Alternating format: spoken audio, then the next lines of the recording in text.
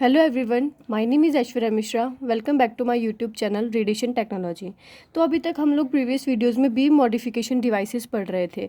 Beam modification devices में हम लोग देख चुके हैं बीम मॉडिफिकेशन डिवाइसेस क्या होती है, उसके कौन कौन से टाइप होते हैं, और हम उसका एक टाइप पढ़ भी चुके हैं, कौन सा, शील्डिंग। ठीक है, shielding beam modification device complete हो चुका है। तो नेक्स्ट आता है कंपनसेशन। ठीक है, कंपनसेशन में क्या हो रहा है, what is compensation? To allow normal dose distribution data to be applied to the treated zone, कि जो भी ट्रीटेड जोन है उसमें नॉर्मल डोज डिस्ट्रीब्यूशन डाटा मिलना चाहिए। नॉर्मल डोज डिस्ट्रीब्यूशन का मतलब क्या है, सभी जगह इक्वल डोज आपको मिलनी चाहिए, आइसो डोज आपको मिलनी चाहिए। ऐसा नहीं है किसी एक पार्ट के इधर वाले हिस्से में ज़्यादा डोज मिल रही है, इधर वाले हिस्से में कम मिल रही है। तो नॉर्मल डोज डिस्ट्रीब्यूशन डाटा मिलना चाहिए सभी को। When the beam enters obliquely, कब इसकी नीड कब होती है, जब बॉडी में जो बीम है वो ऑब्लिकली जा रही है, या फिर where different types of tissues are present, या फिर जहाँ पे अलग अलग टाइप के टिश्यूज होते हैं वो प्रेजेंट होते हैं। मैं आपको एक इस तरीके से समझाती हूँ एक ईजी वे में, कि आपको पता है व्हाट इज़ आइसोडोज। आइसोडोज क्या होता है? आइसोडोज कब में क्या होता है कि वहाँ पे डेप्थ के अकॉर्डिंग, जैसे इधर बीम आ रही है, ठीक है, ये बीम्स आ रही हैं, मान लीजिए रेडिएशन बीम है ये, तो किस जगह कितनी डेप्थ पे कितनी एनर्जी है इस बीम की, ठीक है, इस रेडिएशन की किस डेप्थ पे कितनी एनर्जी अपने पास अवेलेबल है, उसको बोलता है आइसोडोज कर्व। जैसे कि ये बीम आई है तो ये इस टाइप से रहेगी, तो यहाँ पे इसकी कितनी एनर्जी इस डेप्थ पे, मान लीजिए 1 सेंटीमीटर पे कितनी एनर्जी रही, ठीक है, इस टाइप से अलग अलग होगा। फिर 1.5 पे कितनी रहेगी, इसे जो कहते हैं, इसे कहते हैं आइसोडोज कर्व। ठीक है, मान लीजिए कहीं पे जो टिश्यू है, टिश्यू की स्ट्रक्चर जो है ये इस तरह से, स्किन इधर इस टाइप की है, ठीक है, और रेडिएशन बीम जब इधर आएगी तो उसका आइसोडोज कर्व कैसे हो जाएगा? आइसोडोज कर्व भी ऐसे होगा कि ये यहाँ तक जाएगी, ठीक है, यहाँ पे रहेगी इसकी एनर्जी, इसकी ये डीप में चलती जाएगी। ठीक है, तो इधर कम लगेगी रेडिएशन और इधर इधर ज़्यादा लगेगी रेडिएशन और इधर कम होती जाएगी। ठीक है, तो इस तरीके से जो आइसोडोज कर्व होगे ना वो भी इस तरीके से, मतलब अलग अलग बनेंगे। यानी ये रेडिएशन इधर आ रही है तो यहाँ पे तो कम रेडिएशन लगेगी, यहाँ पे जाके ज़्यादा रेडिएशन लगने लग जाएगी। ठीक है, इधर वाली रेडिएशन ज़्यादा डीप तक जाएगी। ठीक है, क्योंकि यहाँ पे स्किन ऊपर उठी हुई है और यहाँ पे स्किन नीचे की साइड में है, तो इधर रेडिएशन ज़्यादा, इधर रेडिएशन कम डेप्थ तक जाएगी, इधर रेडिएशन ज़्यादा डेप्थ तक जाएगी। ठीक है, तो इस तरीके से होता है। बट जब आप मान लीजिए ये इस टाइप से स्किन है और आपने इसमें यूँ कंपनसेटर लगा दिया है, ठीक है, तो इसने इसको रेगुलेट कर दिया है, इरेगुलर सरफेस को रेगुलर में बना दिया है, तो अब जो बीम आएगी ना वो सब जगह इक्वल डेप्थ तक जाएगी और इक्वल एनर्जी रिलीज़ करेगी। ठीक है, तो ये नीड होती है हमें कंपनसेटर की जब भी कोई सरफेस इरेगुलर होती है। ठीक है, इरेगुलर सरफेस है, या फिर आपने उस जगह टिश्यू की कभी कोई सर्जरी हुई हुई है, जैसे कि हमारे मेनली जो ओरल कैंसर में होता है कि आपने यहाँ पे सर्जरी कर दी है गाल की, तो वहाँ पे इरेगुलर सरफेस हो जाती है। बहुत सारी जगह होते हैं, जैसे हॉजकिंस लिम्फोमा, ये मेन कैंसर होता है जहाँ पे हमको टिश्यू कंपनसेटर की ज़रूरत होती है, हॉजकिंस लिम्फोमा। तो क्योंकि ये जो कैंसर होता है बहुत ज़्यादा फैल चुका होता है, गर्दन से लेकर के शोल्डर, क्लेविकल, यहाँ पे सारी जगह में लिम्फ नोड्स में हो जाता है, तो इस जगह में टिश्यू कंपनसेटर की नीड होती है, क्योंकि ये बहुत ज़्यादा इरेगुलर सरफेस होती है। तो इसके अंदर यही करना है, जब इरेगुलर सरफेस होती है तो एक जगह रेडिएशन बीम की ज़्यादा इंटेंसिटी हुई, तीव्रता होगी, एक जगह कम होगी, तो इस इंटेंसिटी की डिफरेंस को, जो तीव्रता का डिफरेंस आ रहा है, उसको कंपनसेट करने के लिए हम जो बीम मॉडिफिकेशन डिवाइस यूज़ कर रहे हैं उसको हम कहते हैं टिश्यू कंपनसेटर। ठीक है, ये आपको समझ में आ गया कि क्या होता है टिश्यू कंपनसेटर, इसका यूज़ कैसे होता है। ठीक है, अब आप आगे देखते हैं। Compensator is a beam modification device which evens out the skin surface contours, की वो क्या करेगा, इवन कर देगा स्किन सरफेस कॉन्टोर को। स्किन सरफेस, ये कॉन्टोर जो होता है, जो भी हमारी स्किन है, ये इस टाइप से इसका कॉन्टोर है, सरफेस जो होती है ये कॉन्टोर है। ठीक है, कॉन्टोर बोलते हैं उसको, कि उसको इवन कर देगा। ठीक है, अलग अलग, अगर अलग अलग जगह से अलग अलग है तो उसको इरेगुलरिटी है तो उसको कॉन्टोर कर देगा, उसको सेम कर देगा, इवन्स आउट कर देगा, while retaining the skin sparing advantage. तो उसके अलावा स्किन स्पेयरिंग एडवांटेज भी रहेगा, जिस टाइप से क्या होता है कि मैंने आपको बताया था what is skin sparing effect, कि जब रेडिएशन अगर आपने किसी भी बीम मॉडिफिकेशन डिवाइस को या हाई एटेन्यूएशन डिवाइस को इधर इसके जस्ट ऊपर रखा है, यहाँ पे रखा है बिल्कुल सरफेस के ऊपर, तो इलेक्ट्रो स्कैटरिंग होगी, तो यहाँ पे स्किन में क्या होगा कि बर्निंग, ईचिंग, इस टाइप से इफेक्ट होने लग जाएंगे, इसे स्किन स्पेयरिंग इफेक्ट कहते हैं। तो कंपनसेटर में ये भी नहीं होता, बिकॉज कंपनसेटर को आप थोड़ी डिस्टेंस पे रखते हो ऊपर। ठीक है, तो कंपनसेटर में क्या होता है, एक ऐसी बीम मॉडिफिकेशन डिवाइस है जो स्किन की जो इरेगुलरिटीज़ है उसको इवन आउट कर देगा, और उसके अलावा उसमें कोई स्किन स्पेयरिंग इफेक्ट भी नहीं दिखाएगा ये। ठीक है, It allows normal depth dose data to be used for such irregular surface की इसमें क्या करेगा, irregular surface के लिए normal depth dose data मतलब हर डेप्थ पे इक्वल डोज जाएगी, उस हिसाब से ये अलाउ करता है, इक्वल डोज के लिए अलाउ करता है। ठीक है, तो हमने देख लिया कंपनसेटर किसके लिए यूज़ होता है। एक तो टिश्यू हेटेरोजेनिटी, मान लो टिश्यू ही हेटेरोजीनियस है, टिश्यू विषम है, यानी एक जगह से वो थिक है और एक जगह से थिन है। जैसे कि हम इसका बेस्ट एग्जांपल जो हम ले सकते हैं वो ब्रेस्ट में ले सकते हैं कि इसमें क्या होता है कि एक जगह से टिश्यू मतलब ऑर्गन में थिकनेस और एक जगह से ये थिन है। ठीक है, तो टिश्यू हेटेरोजेनिटी में यूज़ होएगा। और दूसरा for those irregularities arising due to reduced scatter near the edges and horns in the beam profile, ये फील्ड हेटेरोजेनिटी।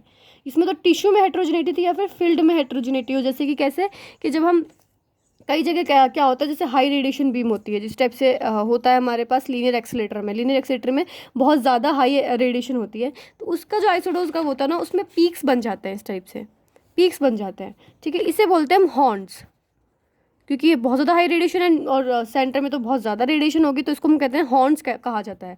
तो हॉर्न्स के टाइम पे या फिर नियर द एजेस क्या होता है कि जैसे जैसे रेडिएशन भी यहाँ पे आई ऑर्गन पे, तो यहाँ पे सबसे ज़्यादा होगी, सेंटर में पेरीफेरी में जाते जाते कम होने लग जाती है। ठीक है, ये एक रूल होता है। इसमें क्या होता है कि पेरीफेरी में जाते जाते, परिधि में जाते जाते ये क्या होती है, इसकी रेडिएशन बीम की जो इंटेंसिटी होती है वो कम होती जाती है। तो यहाँ पे भी हमको क्या होना चाहिए, कंपनसेट करना है कि यहाँ पे भी हमको इक्वल डोज चाहिए जितनी सेंटर पे है, तो इस जगह भी क्या यूज़ करते हैं, हम कंपनसेटर यूज़ करते हैं।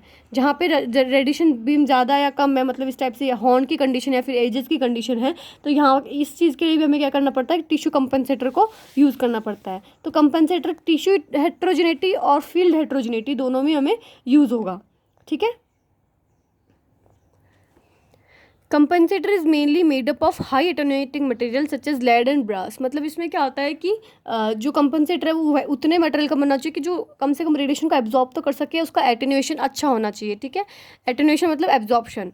ठीक है, इसमें क्या हम मेनली लेड की शीट्स यूज़ करेंगे या फिर ब्रास के ब्लॉक। ब्रास क्या होता है, एक टाइप की मिश्र धातु अलॉय है जो कि एल्यूमिनियम वगैरह का बना हुआ होता है, तो लेड और ब्रास को हम लोग यूज़ करते हैं। ठीक है, अब इसमें है कि कंपनसेटर का मटेरियल हमने देख लिया, but what is the thickness आप कैसे रखोगे। पहली बात तो ये एक बहुत इंपॉर्टेंट बात है कि थिकनेस जो कंपनसेटर की, आपको कंपनसेटर हर इंडिविजुअल के लिए, हर अलग टिश्यू के लिए अलग अलग बनाना पड़ता है, क्योंकि आपको पता है सब में थिकनेस अलग अलग होती है हर इंडिविजुअल में, तो आपको कंपनसेटर बार बार में अलग अलग यूज़ करना पड़ता है। ठीक है, या फिर कुछ स्टैंडर्ड कंपनसेटर भी रखते हैं जो हम काफ़ी पेशेंट्स में इक्वल यूज़ कर लेते हैं, हम लोग अलग अलग नहीं बनाते हैं, बट कई जगह कंपनसेटर को हर बार इंडिविजुअली अलग अलग बनाया जाता है। ठीक है, तो आप थिकनेस क्या रखोगे, थिकनेस कैसे डिसाइड करोगे आप कि इसमें थिकनेस रेशियो होता है, उसके according thickness ratio is equal to H dash upon H. What is H here कि एच डैश क्या होता है कि वो required thickness of tissue compensator, tissue compensator की कितनी थिकनेस चाहिए, upon H missing tissue thickness along the ray, यानी जहाँ पे टिश्यू मिसिंग है, मतलब इस टाइप से कैसे होगा, जो थिकनेस रेशियो होता है T is equal to H dash upon H. What is H dash and what is H कि क्या होता है, जैसे कि इस टाइप से टिश्यू है, यहाँ पे आपने टिश्यू को सर्जरी से रिमूव कर दिया, फिर इस टाइप से टिश्यू डिफेक्ट है, यहाँ पे टिश्यू एब्सेंट है, तो जितना टिश्यू एब्सेंट है ये होता है एच, और कितनी आपको इसकी कंपनसेटर की जितनी हाइट होती है, कंपनसेटर की जितनी ऊंचाई होती है, जैसे इस टाइप से कंपनसेटर, तो ये होता है एच डैश, कितना थिकनेस कितनी रिक्वायर्ड है, तो इसे हम कहते हैं थिकनेस रेशियो। कितना आपको कंपनसेटर की रिक्वायर्ड थिकनेस और कितना आपका टिश्यू डिफिसिट है। कि टिश्यू डिफिसिट में क्या होता है कि ऐसा नहीं कि पूरा का पूरा, जैसे ये पूरी एच है तो उतना ही आपको चाहिए होगा, कभी कभी हमें कम भी चाहिए होता है, या फिर कभी कभी हमें ज़्यादा भी चाहिए होता है, कि मान लो यहाँ पे हमें ज़्यादा बिल्कुल कम रेडिएशन चाहिए। ठीक है, जैसा सर्जरी के टाइम पे होता है, पोस्ट सर्जरी अगर आप थेरेपी चाह रहे हो तो वहाँ पे हमको कम से कम रेडिएशन चाहिए होती है जहाँ पे सर्जरी का पार्ट है। ठीक है, तो इसे भी इसलिए हम इस टाइप से थिकनेस का रेशियो डिसाइड करते हैं, T is equal to H dash upon H. अभी थिकनेस रेशियो किस किस चीज़ पे डिपेंड करता है ये देखते हैं। First compensator to surface distance, कि सरफेस से लेकर के कंपनसेटर की कितनी डिस्टेंस आपका कितनी दूरी पे आप उसको रख रहे हो।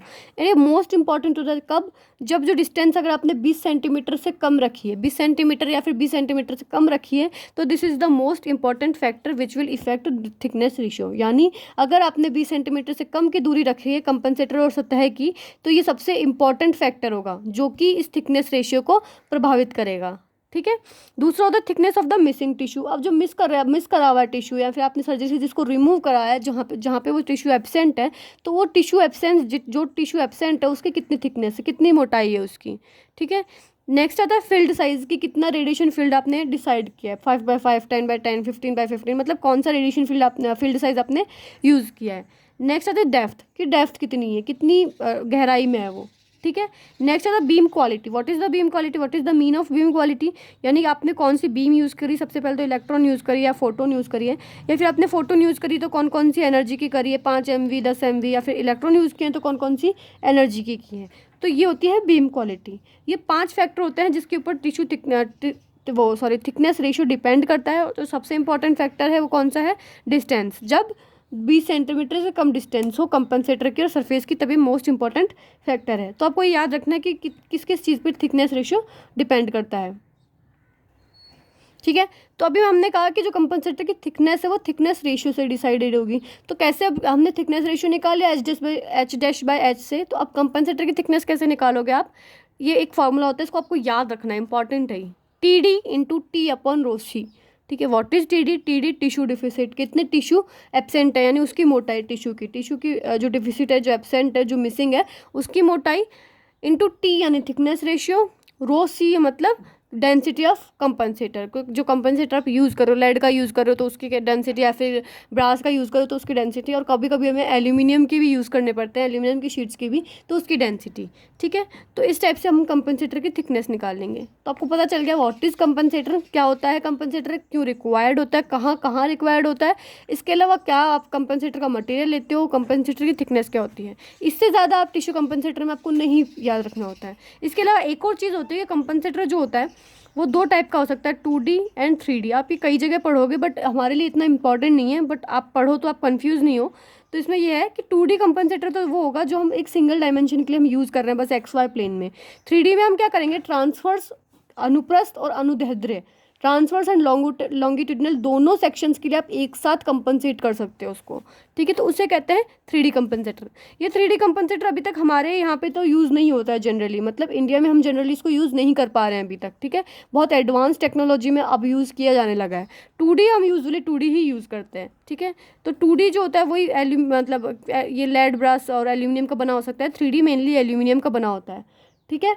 तो आपको बस इतना सा ध्यान रखना है, this is not important for our exam, ठीक है। आपके एग्जाम्स के लिए ज़रूरी नहीं है, बट अगर आप कहीं भी पढ़ो तो आप कंफ्यूज नहीं हो, इसलिए मैंने आपको बता दिया।